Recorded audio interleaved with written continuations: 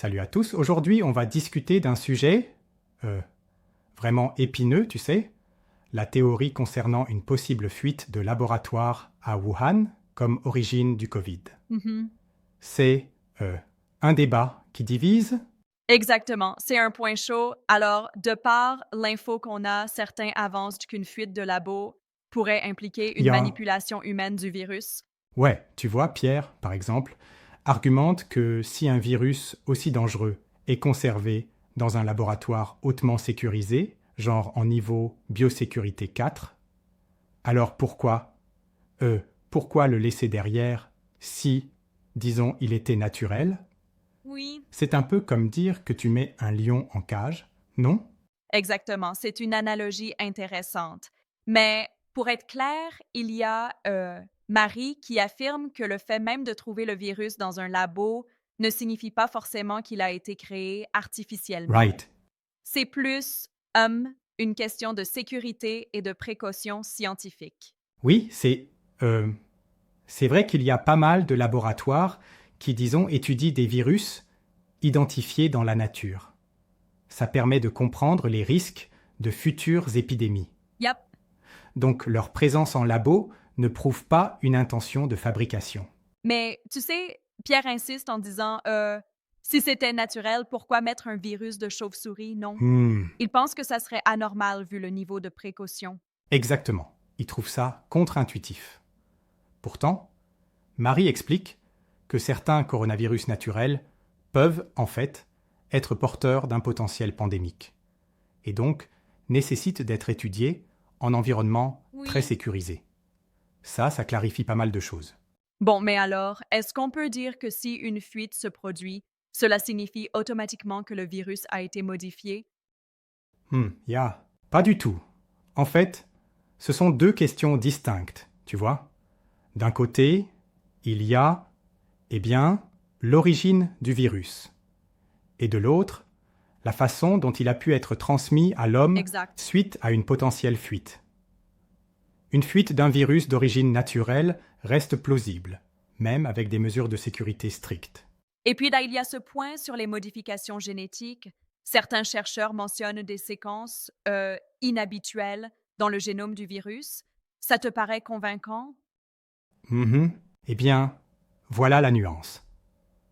Certains disent qu'on aurait, homme, appliqué une manipulation génétique, mais la majorité des études menées par les virologues ne retrouvent pas de signature claire indiquant Oui. une intervention humaine.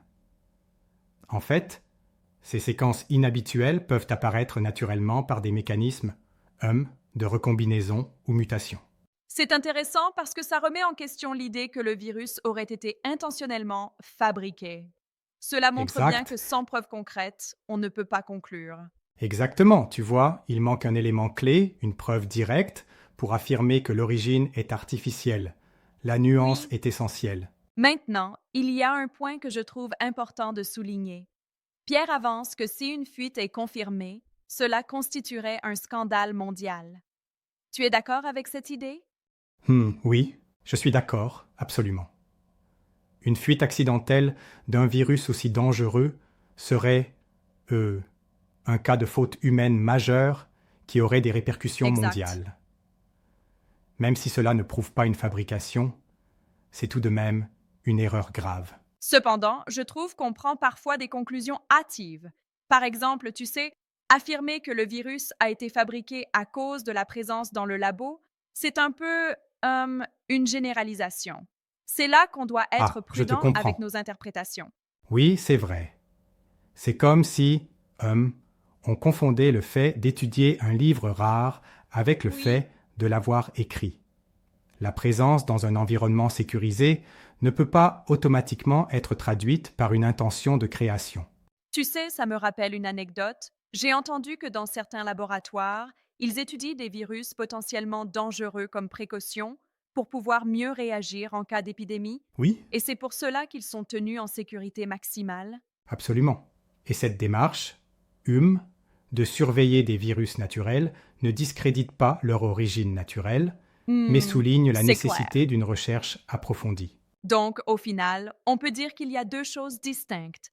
l'origine du virus et la manière dont il a pu être transmis à l'homme par une potentielle fuite. Exactement. Oui, c'est ça. Et tant qu'on ne dispose pas de réponse définitive, toutes les hypothèses restent sur la table. Mais il faut éviter de tirer des conclusions Oui, trop tout à vite. fait. Le scepticisme scientifique reste essentiel ici. D'ailleurs, c'est un bon rappel que dans la science, rien n'est jamais complètement définitif et chaque hypothèse doit être testée rigoureusement. Cela permet d'alimenter des Oui, débats constructifs plutôt que des polémiques non fondées. exactement. Et ce genre de discussion met en lumière l'importance de différencier la manipulation d'une étude scientifique de l'erreur humaine. Eh bien oui, C'est un débat qui, doit rester ouvert en attendant plus de preuves.